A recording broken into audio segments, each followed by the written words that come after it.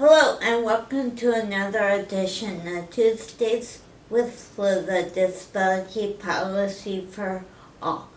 Today we have the great fortune to be interviewing Ari Ne'eman, who is the president and the co-founder of the Autistic Self Advocacy Network.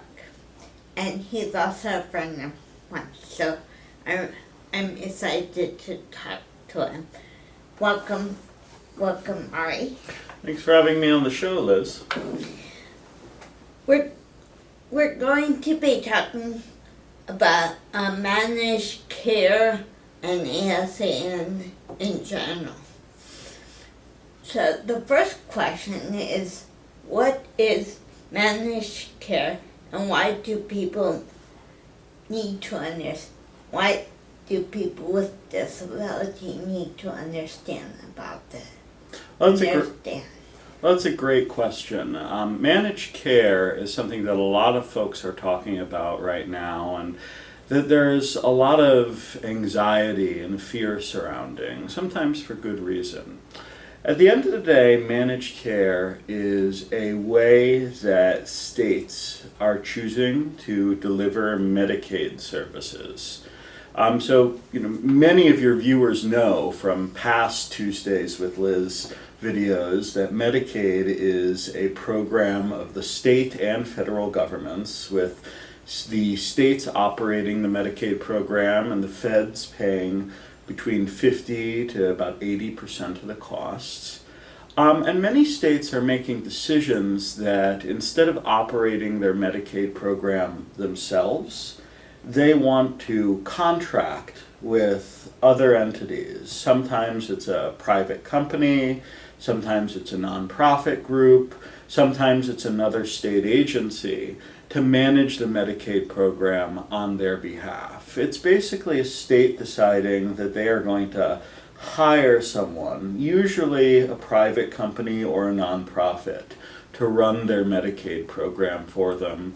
And usually with managed care, the state pays that company or nonprofit or other entity a set amount for each person who is being supported within that Medicaid program.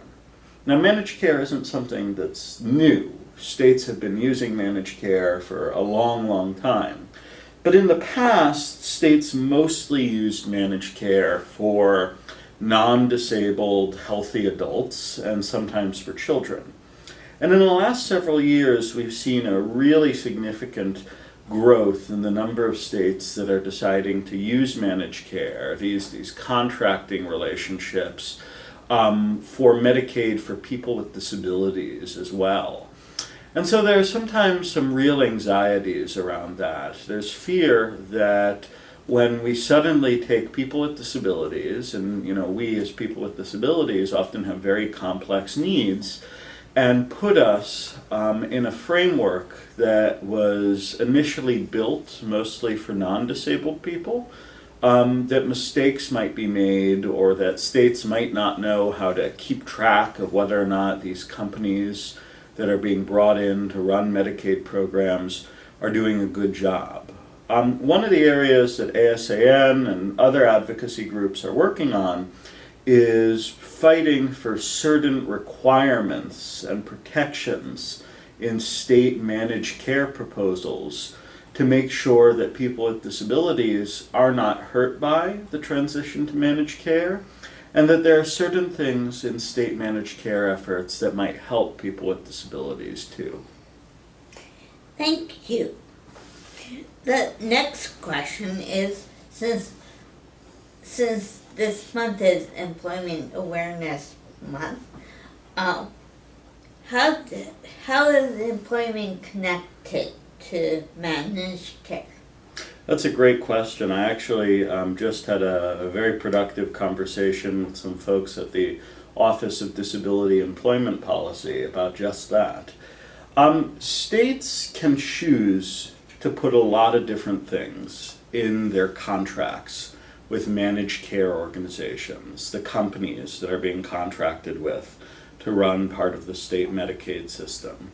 And usually, one of the most important things that they choose to put in those contracts are quality measures, benchmarks, or various things that the state is going to track to see how well that managed care organization is doing in serving the population that is enrolled within it. Increasingly, as people with disabilities have went into managed care frameworks, we've seen states make the decision to include employment as very specifically one of the quality measures that's being tracked. So if a managed care organization does a very good job at getting people with disabilities into the workforce and getting people competitive integrated employment outcomes, then it may receive more money from the state. If a managed care organization does a very bad job at doing that, it may receive less money. So if we structure managed care contracts properly, we can see improvements in employment outcomes. Now, part of the problem here is that if we don't structure managed care contracts properly, and if managed care companies don't understand the importance of employment, we might see reductions or worse outcomes in employment. So we've got to be very, very careful. We can use managed care to get ahead in terms of disability employment, or it could result in us falling behind, depending on how good a job we do structuring those contracts. Thank you. The last question is, what are ASAN's three policy goals for this coming Congress? That's a great question.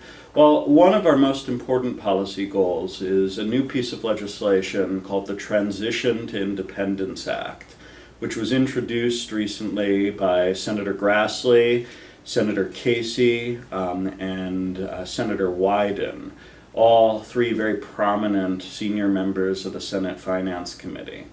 Now, what the Transition to Independence Act would do is it would give states extra bonus payments in exchange for improving competitive integrated employment outcomes of people with disabilities and moving people with disabilities out of segregated settings like sheltered workshops or facility-based day habilitation centers and into integrated settings like supported employment or integrated day services. So we're very excited about the Transition to Independence Act, and we're really working to try and advance it and call more attention to the opportunities that passing transition to independence could bring us. Another one of our big regulatory priorities is implementation of the new CMS settings rule. You're probably very familiar with that. I think you did a video about that in the past. And we're really closely monitoring how states are implementing this rule.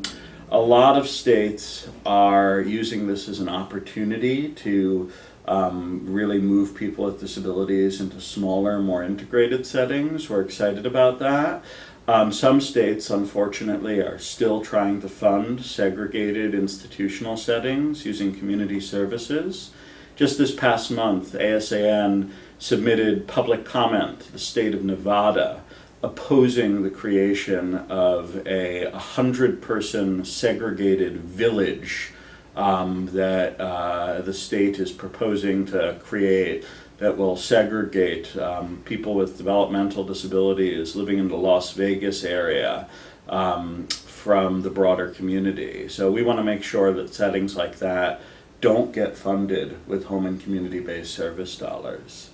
And then finally, we remain very, very active on issues associated with sub-minimum wage. We want to get people with disabilities out of sheltered workshops and into the community and into community employment. I have the pleasure of working with a lot of other great advocates, some of which you know and have had on the show before, on the Department of Labor Advisory Committee on increasing competitive integrated employment outcomes of individuals with disabilities. So we're working through the advisory committee and other means to reduce and eventually eliminate the use of 14C and sub-minimum wage. last week we just interviewed David Mink, who is the chair of the committee, David's good people. and so we have talked about the report.